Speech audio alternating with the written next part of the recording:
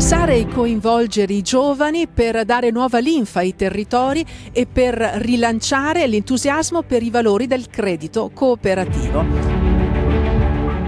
Ma le banche di credito cooperativo sono davvero attrattive verso i giovani?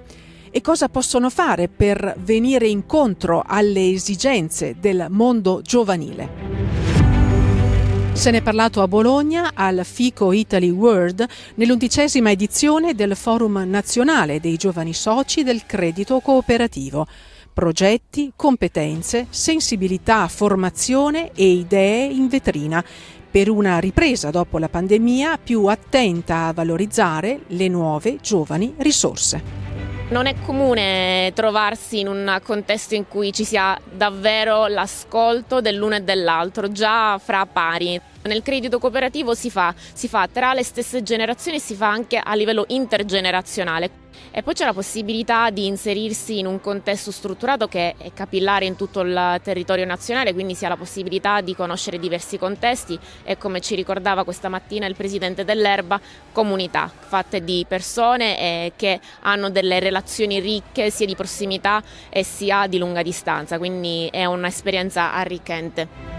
Ma cosa cercano nel concreto i giovani oggi? Cercano coinvolgimento, risposte concrete, oltre a tassi concorrenziali e a prodotti di investimento che siano sicuri per il loro futuro.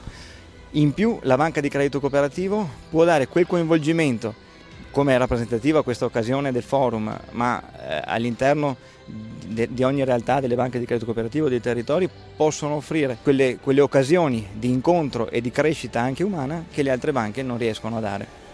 Quali sono i punti di forza e quelli eventualmente di debolezza del sistema di credito cooperativo per i giovani? Il credito cooperativo sicuramente ha nei suoi punti di forza quello di aver creduto nello sviluppo dei comitati giovani nelle singole BCC e in generale quello della promozione dei giovani.